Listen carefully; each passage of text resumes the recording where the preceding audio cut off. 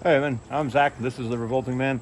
Uh, these ducks are super entertaining, far more entertaining than me. So this video is going to be my voiceover about the militia while we watch the ducks. Alright, so the world situation has got me thinking about the militia. I'm always thinking about the militia.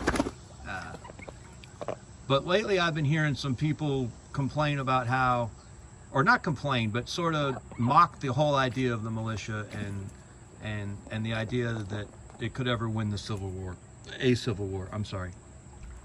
To which, I kind of roll my eyes. All right, kind of roll my eyes. I do roll my eyes. It's a ridiculous claim.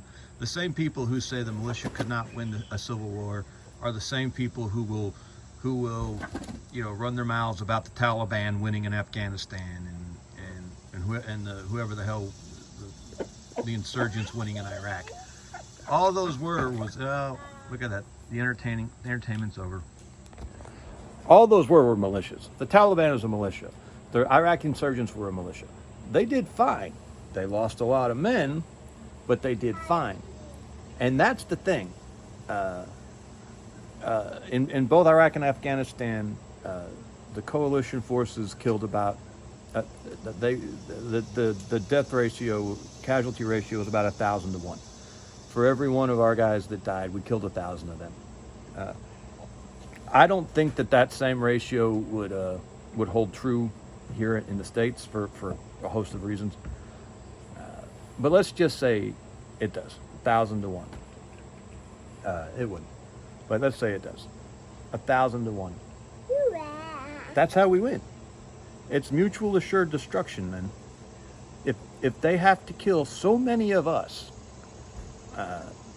that it wrecks their power base, that it destroys their economy, that there's nothing left for them to rule over, then they're going to look for any other way possible to achieve their goals rather than have that fight. That's why the Second Amendment is so important. We're nuclear weapons. The militia is the nuclear bomb. No one knows for sure what would happen if it gets activated, but they know they don't want to find out because the cost would be higher than they could bear. As long as we have the Second Amendment, as long as we are armed with credible rifles, and we can use those rifles, we are enough of a threat that they cannot go too far because mutual assured destruction. If they're not sure how many of us they'd have to kill, then they don't know for sure if they can win. Think about this. There's 330 million people in the country, allegedly. Let's say half of them are some form of conservative. What was that, 65 million? No, I'm sorry, that's 100 and... it's like 165 million. 165 million are some form of conservative. Let's say half of those are men. I'm not good at math, so don't... I didn't do this beforehand, I'm just winging it. Say half of those are men, so we're looking at what, 87.5 million. Let's say half of those are able-bodied, so we're looking at like 43.5 million. Let's say half of those have anywhere near the testosterone it would take to do something like that, so now we're at 23 million. And let's say 10% of those would actually do it, and now we're at 2.3 million. 2.3 million out of 330 million. That's less than 1%. Yeah, I'm really not good at math. That's 1%, 2.3 million. Are they willing to kill 1% of us? Are they willing to kill 2.3 million men? I don't think they are. Could we mobilize 1%?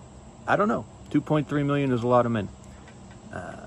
But I think it's possible. I think it's possible. Yes, I think the militia can win. It won in Afghanistan. It won in Iraq against the same military we would be facing here, but without the advantages we would have here, because the militia here would be very, very familiar with our military and would have strong inroads into our military. It would be a very, very different fight. That's why I don't think that 1,000 to 1 casualty ratio would hold up. Yes, the militia could win.